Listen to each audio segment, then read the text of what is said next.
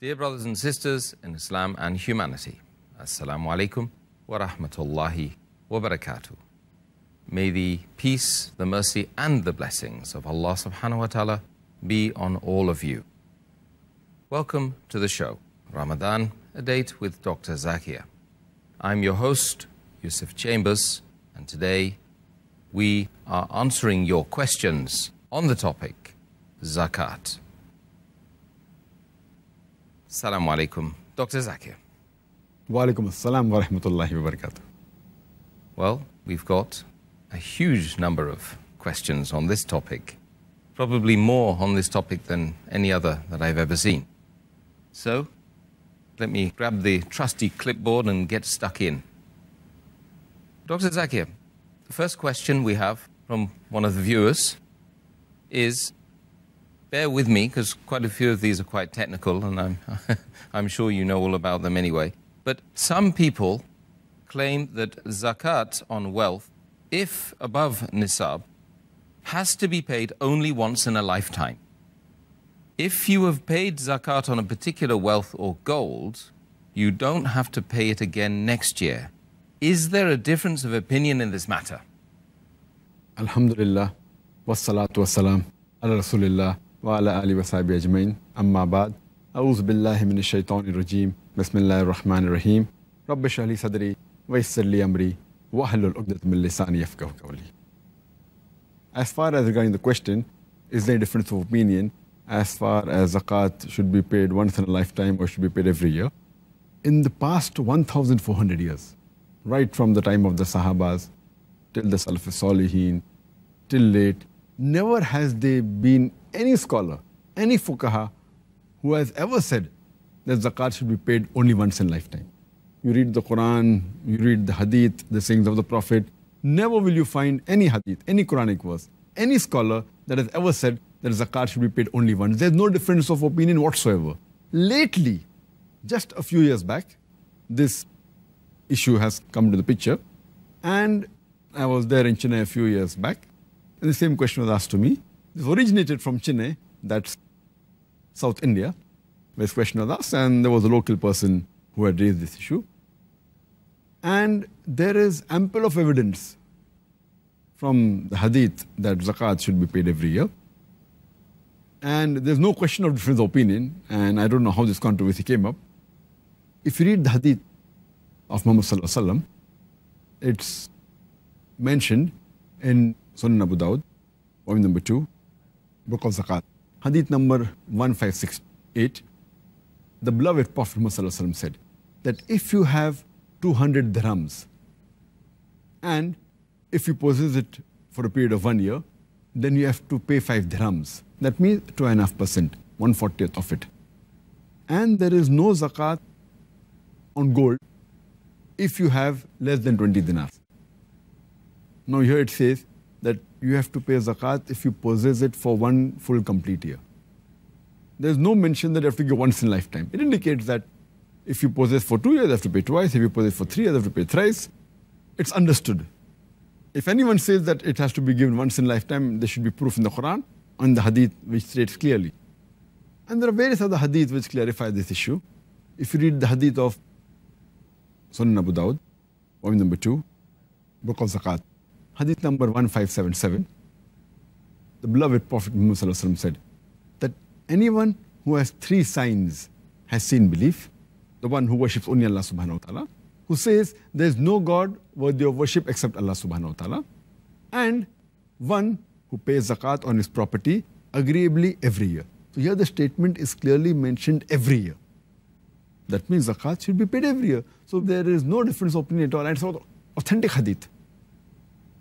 And furthermore, there are various references that can be given that can easily disprove this point, that it should be paid only once in a lifetime. There's a hadith mentioned in Sahih Bukhari, volume number 2, in the Book of Zakat, hadith number 1402. Some people argue that, zakat need not be paid on livestock and etc., etc. This hadith of Sahih Bukhari, volume number 2, in the Book of Zakat, hadith number 1402, it says that Muhammad Sallallahu Alaihi Wasallam said that animals of the livestock, the camels, they will appear on the day of resurrection in the healthiest form that they have been in the world, and will go to the master, to the owner, and if he has not paid zakat, they will tread them under their feet. And the hadith continues that the sheep, they will appear in the healthiest form that they've been on this earth, and if the owner has not paid zakat, they will butt them with their horn and will trample them beneath the hoof, indicating that zakat should be given on these animals. Further, if you read the hadith of Hazrat Abu Bakr, may Allah be pleased with him, it's mentioned in Sahih Bukhari, volume number 2, in the book of Zakat, hadith number 1399 and hadith number 1400. There were some Arabs who did not want to give zakat and they revolted. So Hazrat Abu Bakr, may Allah be pleased with him, he said that he will wage a war against these people. So Hazrat Umar, may Allah be pleased with him, said that, but the Messenger of Allah said that those who believe in Allah subhanahu wa ta'ala and don't worship anyone else, and those who say La ilaha illallah Muhammad Rasulullah, we should not wage a war against them. So Hazrat Abu Bakr, may Allah be pleased with him, said that anyone who breaks the law, he'll wage a war against them. And anyone who differentiates between salah and zakat, that both are compulsory, he'll wage a war against them. And by Allah, he says that anyone who used to give a she-kid or a lamb at the time of the Prophet and now is reluctant to give or does not give that zakat which used to give at the time of the Prophet, he will wage a war against them. Indicating that though zakat was given last year, this year too it has to be given, and if they did not give, Hazrat Abu Bakr, may Allah be pleased with him, he would wage a war against them. And Hazrat Umar, may Allah be pleased with him, says that Allah subhanahu wa ta'ala had opened the heart of Hazrat Abu Bakr and what he said was right, indicating that zakat has to be given every year. Furthermore, there are various hadith how zakat used to be collected. And there's a hadith, it's mentioned in Sahih Bukhari, volume number 2, in the book of Zakat, hadith number 1454, where a person says that he was appointed by Hazrat Abu Bakr, may Allah be pleased with him, to collect zakat. And he said that the Messenger of Allah subhanahu wa ta'ala said how zakat should be collected. And he goes on saying that if it's a camel, if the number is 5, then you have to give 1 sheep as zakat. And the number keeps on increasing and the zakat keeps on increasing. If it's 40 sheep, if anyone has a flock of 40 sheep, he should give 1 sheep as zakat. Anywhere between the number of 40 to 120, the zakat is 1 sheep. If the number of sheep between 120 and 200, 2 sheep have to be given for zakat. If it is between 200 and 300, 3 sheep have to be given. And for every 100 extra, 1 sheep has to be given. Now, when the collector of zakat went to collect the zakat, they used to count the livestock. They used to count the head of the cattle. They now looked for how many new cattle have you got, how many new were born. They counted all the cattle available there. That means they even took zakat on the cattle that were paid earlier. They didn't say, okay, this already last year you gave, so I'll not count that. Please give me the number that you have purchased lately, or the new kids that have been born, or they should look out for any goat or any sheep which is less than 1 year old. That wasn't the case. So this clearly proves that zakat has to be given every year, and it should be given as long as you possess the wealth for a period of 1 year, and if the nisab is above the level, then you should pay every year. And this idea that it should be given once in a lifetime is a new idea, which was never heard before. It just came a few years back. It's unheard of in the past 1400 years. So there's no difference of opinion whatsoever. Whichever group of fuqaha, whatever they are, all of them agree that zakat should be paid every year. That clears that up. Alhamdulillah. Question 2. Is it essential to inform the person that he is being given from zakat? It's not compulsory that you should inform the person who you're giving zakat that there's some zakat money. As long as you're sure that the person who you're giving to comes under one of the 8 categories mentioned in the Quran. Fuqara, Masakin, and all the categories which we discussed last time. If he falls under one of these categories, it's not compulsory that you have to mention it's from zakat. If there is a doubt that he may not fall in the category, and then making inquiry is a must. But otherwise, in a general case, it's not compulsory. You have to mention that this money is from zakat. Question number 3. How should zakat be paid on land? Is it sufficient to pay zakat on it once for a number of years when it is sold? If any land is purchased for the purpose of selling, for doing business, then zakat should be paid 2.5% of the value of the land every year. So once you possess the land, and if 1 year passes, then you have to pay 2.5% of the current value. So whichever date you have chosen to calculate zakat, it should not be on the price at which you purchased. The price may go up of land, the price may go down. So whatever is the present value of the land that you possess, the moment 1 year is completed, after you have acquired it, you have to pay zakat 2.5% on it. And suppose you have a land for several years and you have to pay every year from whatever other wealth you have. But if you don't have any other wealth and it's only land that you have and you're unable to pay the zakat, paying every year is the best. But if you're unable to pay, if you don't possess any other wealth, that time as a last resort, which is not recommended, but as a last resort, if you don't have any money, then you can delay the paying of zakat till the time you sell it. And when you sell it, if you possess the land for 5 years and you haven't paid zakat, so when you sell it, you have to pay 5 into 2.5. But you have to note down the value of the land every year. The first year the value may be X, second year it may be Y, third year it may be Z. So note down the value every year, and if you give 2.5% of that value that year, and you have to add up 2.5% each year, add up the 5 years, and then that amount you have to give after you sell the land. But the best is to give it as soon as possible. Thank you, Dr. Zakir. The next question, question number 4.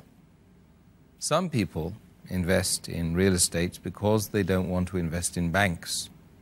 But they claim that the zakat on such wealth has to be paid only on its rent and not on its original value. What is your observation on this issue? As far as the view of the majority of the scholars is concerned, what they say, that if the land has been purchased for selling, so that you make a profit, then all the scholars unanimously agree that zakat should be paid on it. As we discussed in the last answer, that the moment 1 year is completed, the land that you purchase, zakat has to be paid on it. But if you have land and if you give it on rent, means if you buy a house and give it on rent, majority of the scholars say that zakat is not applicable on the value of the house. Zakat is only applicable on the rent you receive. The moment you receive the rent, and if it stays with you for a period of 1 year, and if it's above the nisab level, then you have to pay zakat on the rent, not on the value of the house, the flat or the land. But nowadays, most of the people that purchase land for investment, they give it on rent. So here we are in a dilemma that people who purchase land, mainly the purpose of investment, but if they think that they'll buy the land, they sell after 4 or 5 years when the price rises. So but natural, they don't want to keep it vacant, so they give it on rent to a person who requires to stay in that flat. Now what will happen? Should we pay zakat or not? So here there's a difference of opinion. Here scholars differ. Some scholars say that fine, pay only zakat on the rent if you possess it for more than 1 year, if it's above nisab level. And when you sell it, on that year only you pay the 2.5% of the total value of the land. But there are some scholars who are very strict and who disagree with this view. And they say that if you buy a land, even if you give it on rent, the cost of the land, the market value of that land or of that flat should be paid every Hijri year. Scholars like Ibn Aqil, they say this.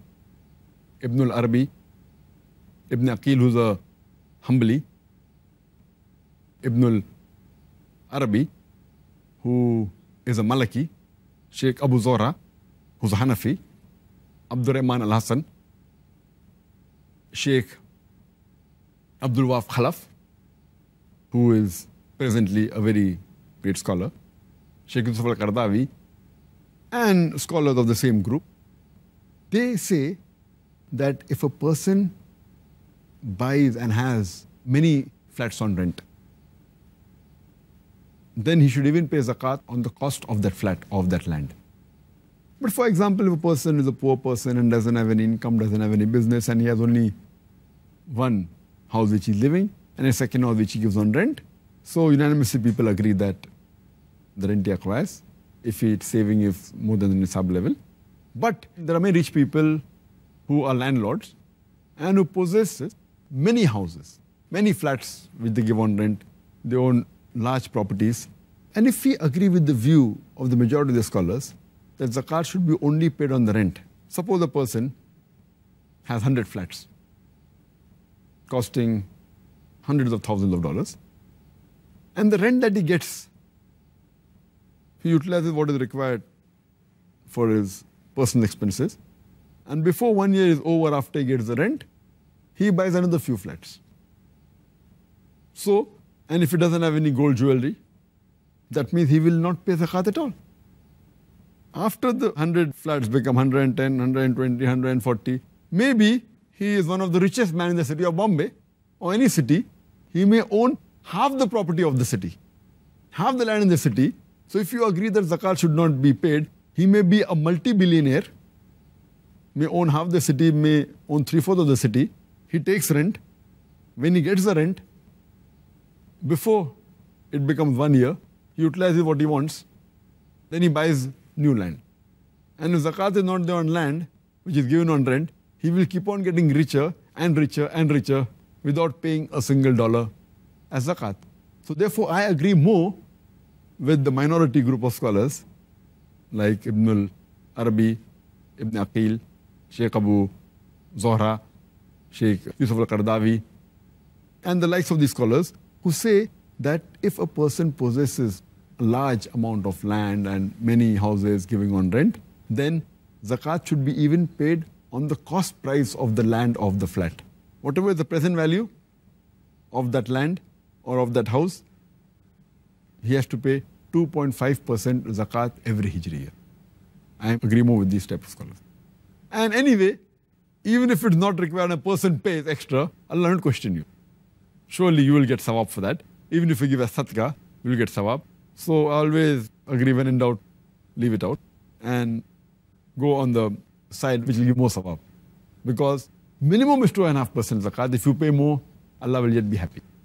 Sounds reasonable to me. Question 5. There are many rich Muslims who build huge houses, more than they require. There is no zakat on a house in which a person lives.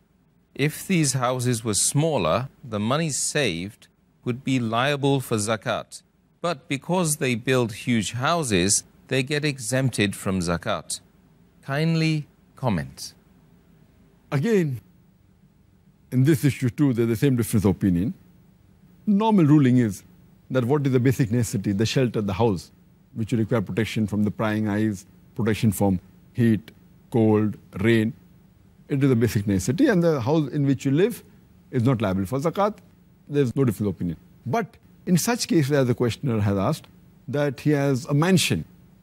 A person who may be having a wife and 3-4 children may require 2 rooms, 3 rooms, 5 rooms, 6 rooms, how many? But if he has a mansion, which may be equivalent to 10 houses, then should he pay zakat or not? So again, most of the scholars, they say that the house in which you live is not liable for zakat, but it will fall under the category of israf. As Allah says in the Quran, in Surah Isra, chapter number 17, verse number 26 and 27, that be not a spendthrift, be not extravagant. For verily a person who is a spendthrift is brother of the devil. Allah says in Surah Furqan, chapter number 25, verse number 67, that these are the believers who are neither miser, unniggardly, neither they extravagant. They follow a middle path. So extravagance is haram in Islam. So having such mansions is totally prohibited. People will say it's haram, people will say it's makruh, whatever it is. But yet, because they're living in it, most of the scholars say zakat need not be paid. But again, the same group of scholars, Ibn Aqil, Ibn al-Arabi, Sheikh Abu Zohra, Sheikh Abdul Wahab Khalaf, Sheikh Abdul Rahman, Abdul Rahman al-Hassan, Sheikh Yusuf al-Qaradawi, these group of scholars, they say that if a person has a mansion, which is much more than what the basic requirements, multiple times more, then it's an excess wealth. And I agree with the questioner that you could have bought 10 houses and lived in one. So on 9 houses, there have been zakat. Since it's excessively rich, these group of scholars say that zakat should be paid even on that house. A person who owns many houses also, he should pay zakat on this, and I agree with that view. And even if it's not liable, the person is so rich. So even if he gives 2.5%, it will be better for him. It will be a protection for him on the day of judgment. So I'm of the view that these people should pay zakat on the house. Thank you very much, Dr. Zakir. Next question from another viewer. Some Muslims are extremely rich and have several huge companies and factories and such like. Should zakat be paid on complete assets that the person owns, or only on its goods that it's acquired? Again, the same difference of opinion. The normal ruling is that you pay zakat on the merchandise and goods of trade, what you buy and sell. But the place where your business is, it's free from zakat.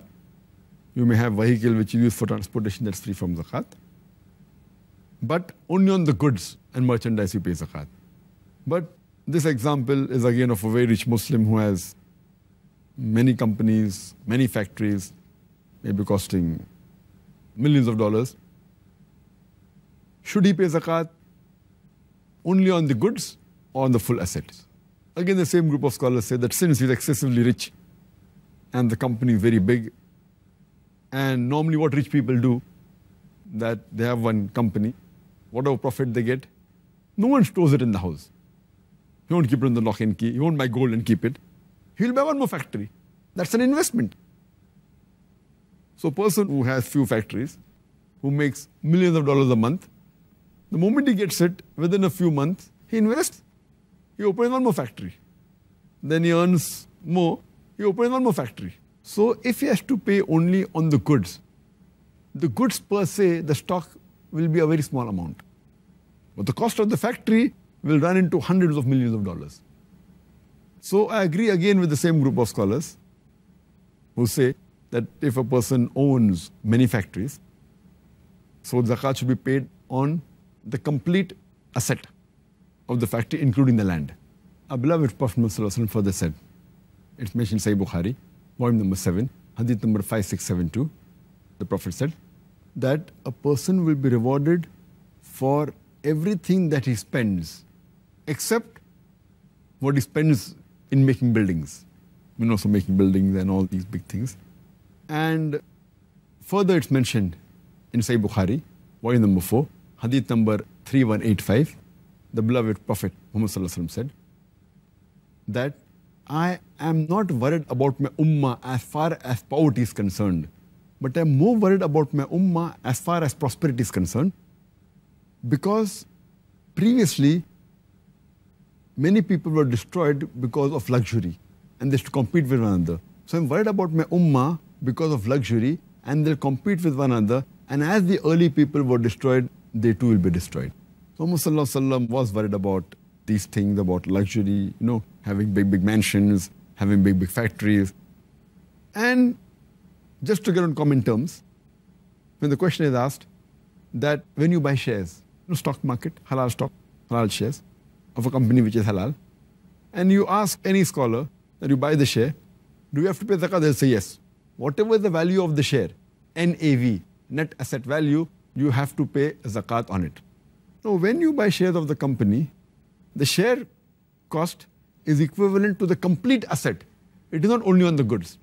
So when you buy shares from the stock market of a company, and then you're paying the full zakat of the share value, if a person owns a company completely, that means he is 100% shareholder.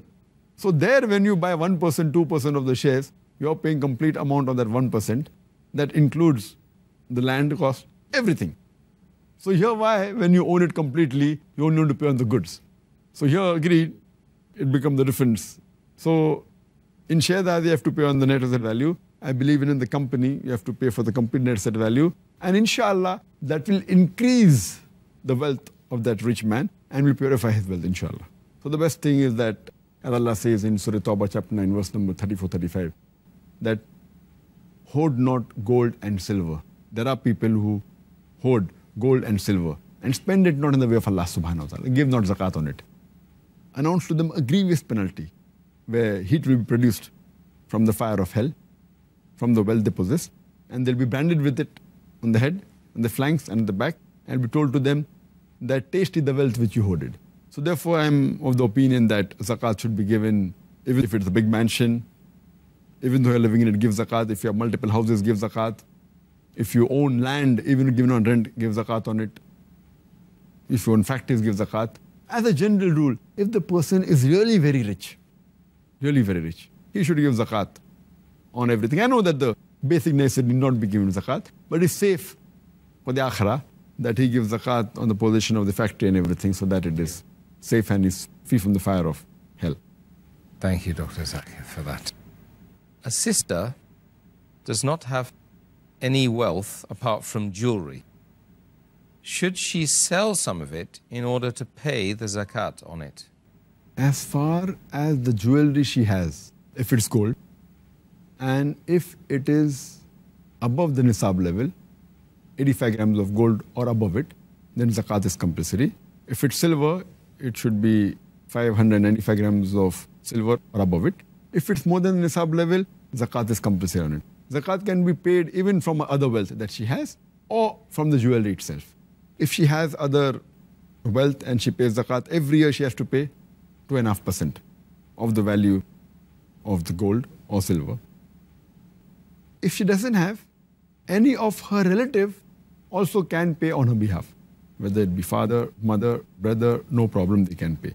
But if she doesn't have any wealth and no relatives, then she will have to sell part of her jewelry. She'll have to sell 2.5% of that jewelry and give zakat. It's compulsory, should be given every year. Okay, thank you. The next question is, if every year 2.5% zakat on savings or jewelry is given, is paid, after 40 years, there would be nothing remaining. Is this a trick question? Many people think that if we keep on giving 2.5% zakat, so 2.5 multiplied by 40 becomes 100%. So you give 2.5% every year, then at the end of 40 years, you'll be left with nothing.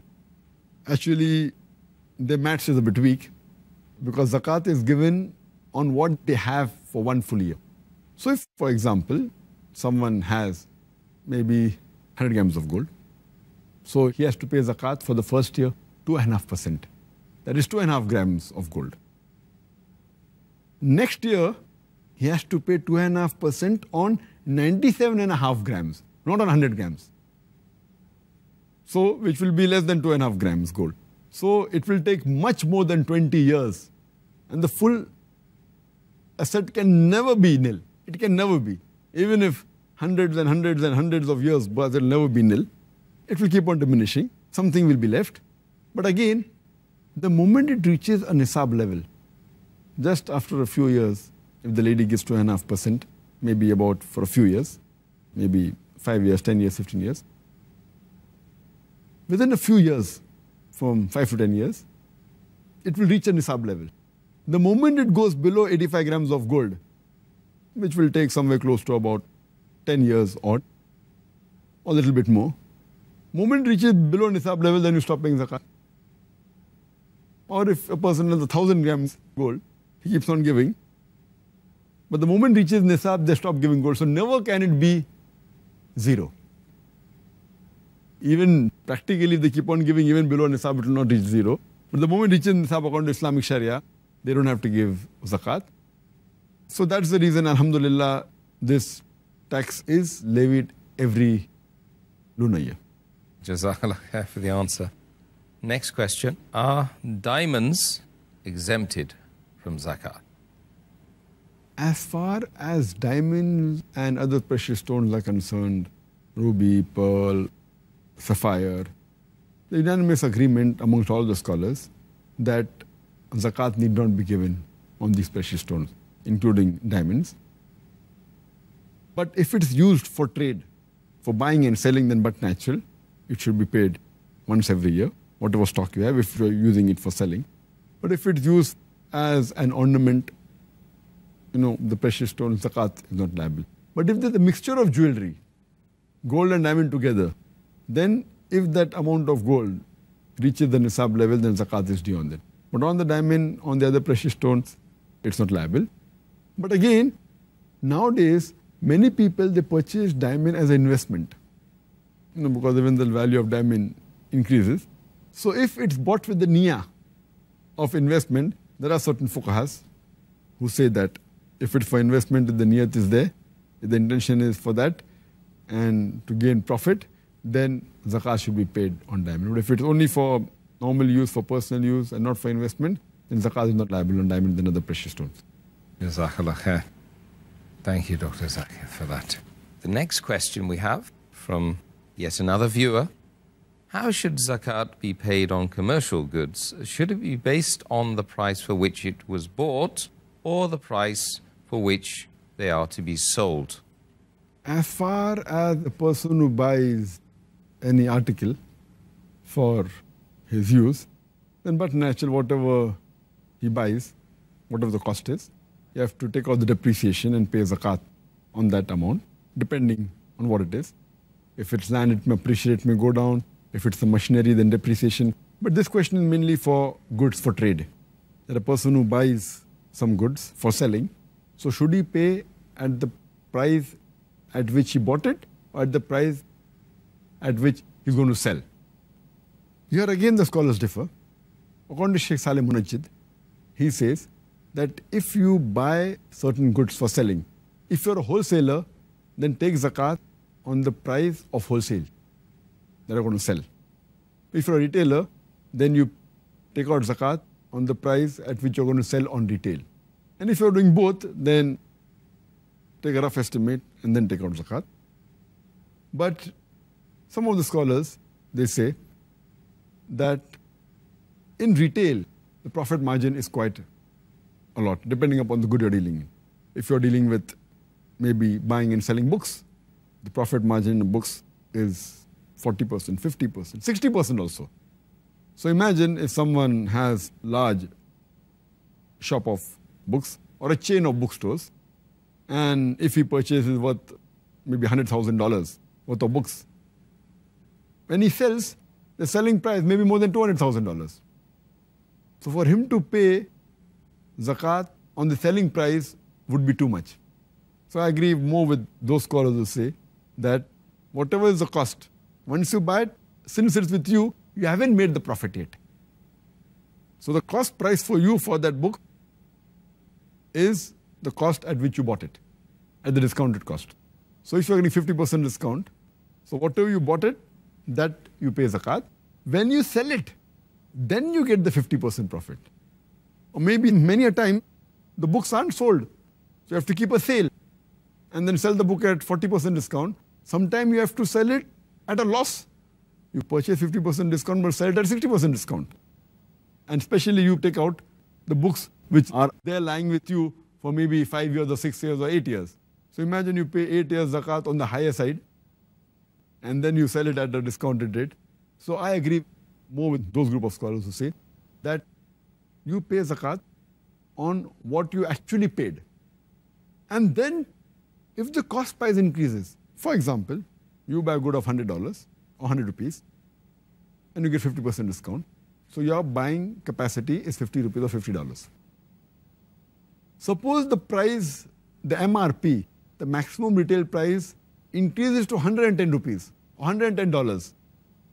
Then you calculate 50% discount, 55 rupees. That time you can increase the price, but not at the selling price. You don't know whether you're going to sell at the full price or discounted price or whatever it is. Therefore, I agree more with what is the cost, what discount you get, add it to the present cost. And that's how you have to make out what is the total value of your goods after purchasing 1 year and then pay zakat 2.5% on it. Okay, great. Thank you. Next question. Is there any zakat on rental cars and vehicles that companies own for moving produce? As far as possessing vehicles which are given on rent, the same view is used as houses on rent. And the same thing. So majority of the scholars say that if it's vehicle given on rent, no zakat is there on that vehicle. Fine if it's a taxi driver who is a poor person, who has one taxi, and his earning is just a few $100s a month or a few thousand rupees a month. But natural, if he pays zakat on the cost of the vehicle, on the taxi, it will be too much for him. So I agree that there should be no zakat on the cost of the vehicle. But on the other hand, if you have a person who owns a fleet of cars, maybe 1,000 cars, we have Hertz and these big companies who own thousands of cars. Now for them, that itself becomes an asset. If they give on rent, they can keep on buying every few months hundreds and thousands of cars. So I believe that if it's a fleet of cars and if it is given on rent, then the cost price, the depreciated cost price, don't take the cost at which you bought the car, but take the depreciated cost. Every year keep on taking on depreciation, but give it at that value, you give 2.5% zakat, that will be preferable. I agree more with those same group of scholars, Sheikh Kardawi, Ibn Aqil, Ibn al-Arabi, Sheikh Abu Zohra, Abdul Rahman, Al-Hassan, and all these group of scholars. Next question, another viewer. There are many Muslims who haven't paid zakat for years. Now, if they choose to repent, do they have to pay the zakat for previous years? If yes, then how do they calculate the zakat since they haven't got a ready record for the number of years and the amounts, etc., and the details?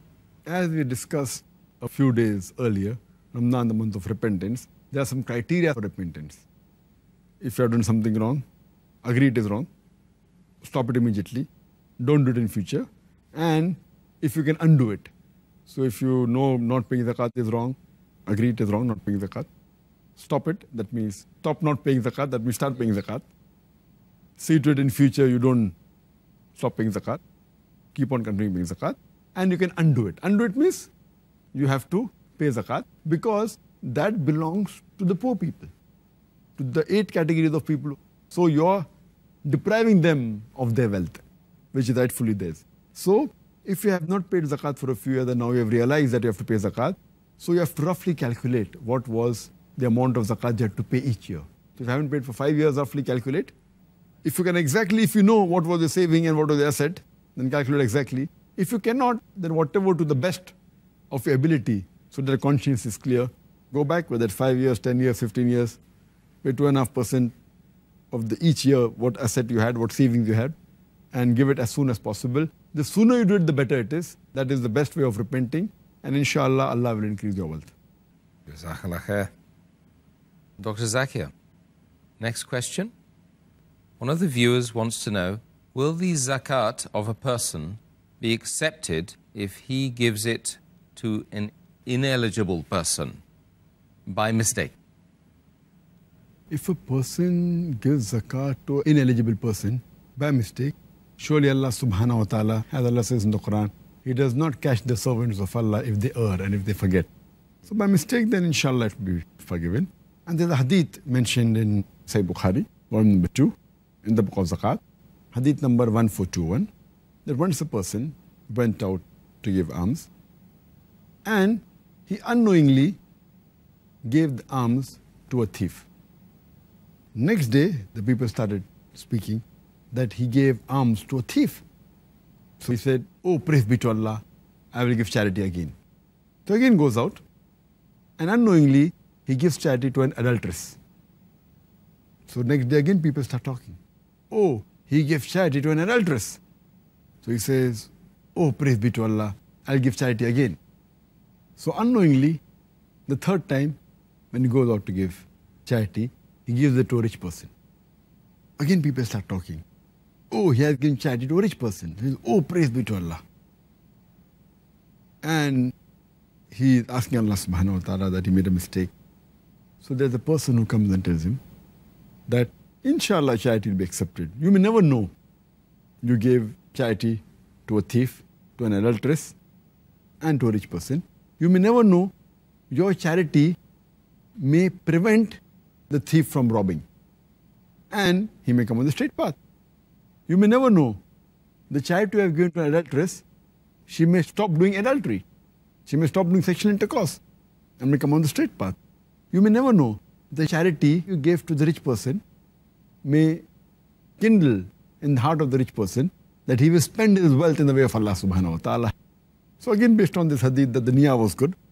So if a person makes a mistake and he gives zakat to a person who is not eligible, as long as he tried his best to find out the truth, if he makes a mistake, Allah inshallah will accept his zakat. But if he is in doubt, he should make an inquiry. But by mistake, if he gives, then inshallah Allah will not hold him responsible and his zakat will be accepted. Excellent, thank you. Next question. What is the ruling on a person who asks for zakat but does not fall into the category of its recipients? If a person who is not eligible to receive zakat and he asks zakat, the person who knows about it, he should not give him zakat. Just because he's asking, if you know very well he doesn't fall in the category. If he tells a lie and you don't know and you give by mistake, Allah will accept your zakat. But if you know, not only should you not give, but you should also warn him that it's a great sin. As our beloved Prophet Muhammad said, it's mentioned in Sahih Bukhari, volume number 2, in the book of Zakat, hadith number 1474, the beloved Prophet said that anyone who keeps on asking from people to increase his wealth, on the day of resurrection, his face will be without any flesh. The beloved Prophet Muhammad also repeated another hadith.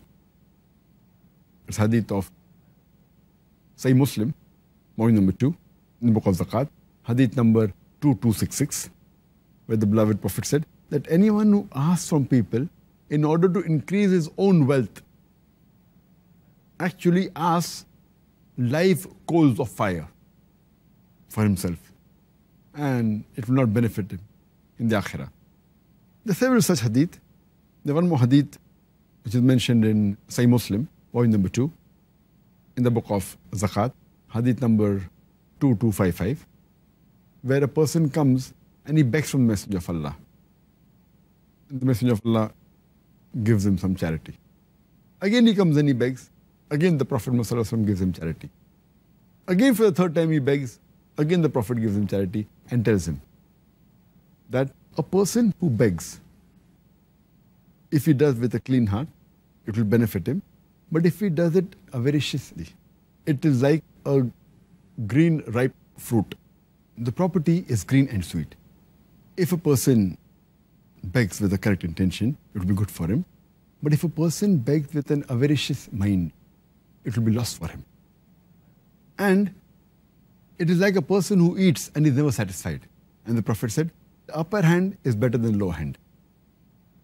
And the Messenger of Allah also repeats another hadith in Sunan Abu Dawud, volume number 2, book of Zakat, hadith number 1629, that during the farewell pilgrimage, when the Prophet was distributing zakat, 2 young and robust men, they came and they asked that, please give us sadaqah, please give us zakat. The Prophet looked at them and he said that there is no zakat for a rich man and a person who is healthy. That means they should work. They have a good healthy body Allah has given them, they should work. Unless what they work and they are not able to earn enough salary for their basic needs, then it's a different question. So based on the hadith, we realize that a person who is not liable for zakat should not ask zakat, and a person who knows about it, he should stop him from asking zakat. Okay, thank you, Dr. Zakir. And the last question today, Dr. Zakir, on the topic zakat, is what is the difference between sadaqah and zakat? By definition, zakat means to purify, to increase. It means goodness, it means blessing. And sadaqah comes from the root word sidq, which means sincerity. So it is the sincerity and faith of Allah subhanahu wa ta'ala. Zakat, by definition, according to Islamic Sharia, is an obligatory charity which every Muslim who owns more than the nisab level or surplus wealth, if he has it with him for a year's period, he has to give 2.5% on it every year. As far as Sadaqah is concerned, it is an optional charity. Zakah is also worship of Allah, obeying the command of Allah subhanahu wa ta'ala. Sadaqah is also worship of Allah, it's obeying Allah, but it is voluntary. The major differences between Zakat and Sadaqah is that there are certain conditions required. For Zakat, number one, it is given on certain goods. For example, gold, silver, ornaments containing gold or silver, merchandise. It can be business activities, farm produce, cattle, and all the categories. Whereas Sadaqah, you don't have to possess any wealth that you have to give Sadaqah. It can be just given Sadaqah. Point number two, in Zakat, these properties and surplus wealth should be with you for 1 full year, then you have to give Zakat. Sadaqah, there is no necessity of any particular wealth being with you for such and such a period. You can just give it without any time period. Point number three, you should have a nisab level of these wealth. Only when it reaches nisab level. For example, if you have gold weighing 85 grams, then you have to give zakat. Or silver, 595 grams. If it's less than that, no zakat is there. Sadaqah, irrespective of the property you have, less, more, irrespective, you can give voluntary. The other difference is zakat can only be given to the 8 categories who are permitted to receive zakat in the Quran. Surah Tawbah, chapter number 9, verse number 60, the poor people, the needy, etc., which we discussed earlier. Sadaqah, it can be given to anyone. It can be given to the categories of zakat, it can be given to the categories outside zakat. There is no limitation, no binding whatsoever. Point number 5. If a person who is liable to pay zakat and does not pay zakat and he dies, then his children, his heir, have to see to it that the zakat is paid off. If it's from his property before distributing the wealth, it should be paid off. That's a liability, which is not the case of Sadaqah. Person who intends to do Sadaqah and he dies, his heirs need not fulfill that. It is his own intention. If they want, they can. It's optional. Number 6, if you don't give zakat, which is the pillar of Islam obligation, it's compulsory, you'll be punished for that. As Allah says in Surah Tawbah, chapter 9, verse number 34-35, you'll be branded with the fire from hell, with that gold on which you haven't paid zakat, which is not the case in Sadaqah. Point number 7, zakat cannot be given to the descendants of Muhammad sallallahu alaihi wasallam, which is not the case with Sadaqah. You can give it to the Prophet also and to his family. Point number 8, you cannot give zakat to the dependents. A father can't give to the son. A person can't give to his father. Whereas Sadaqah, a father can give to his son, a son can give to the father, irrespective of the dependent or not. Point number 9, zakat in most categories cannot be given to the rich and the healthy. Sadaqah can be given to the rich and the healthy. Zakat cannot be given to the non-Muslims. Sadaqah can be given to non-Muslims. So these are the major 13 differences between zakat and Sadaqah. Well, thank you very much, Dr. Zakir. That sews it up for today, and that really does help everybody to know exactly what zakat is, who can accept it, and, of course, what it is, how it's calculated, etc., according to the authentic traditions of the Prophet Muhammad sallallahu alaihi wasallam, and, of course, Allah subhanahu wa ta'ala's divine guidance, the Holy Quran, sent to the whole of mankind. Jazakallah khair, Dr. Zakir. Well, brothers and sisters, yet again, we come to the end of another show. And today, of course, we've covered what we believe to be the most important questions that you have posed via email and other methods, by post, etc. And we hope and we pray to Allah subhanahu wa ta'ala that you have benefited enormously from watching the show and listening to the answers of Dr. Zakir Naik today in our program, Ramadan, A Date with Dr. Zakir. I have been your host, Yusuf Chambers, and tomorrow, when we will endeavor to discuss a very, very important issue, and that is Laylatul Qadr. So do join us again tomorrow at the same time. Assal-mo-alaikum wa rahmatullahi wa barakatuh. حافظين ذاكرين قانتين خاشعين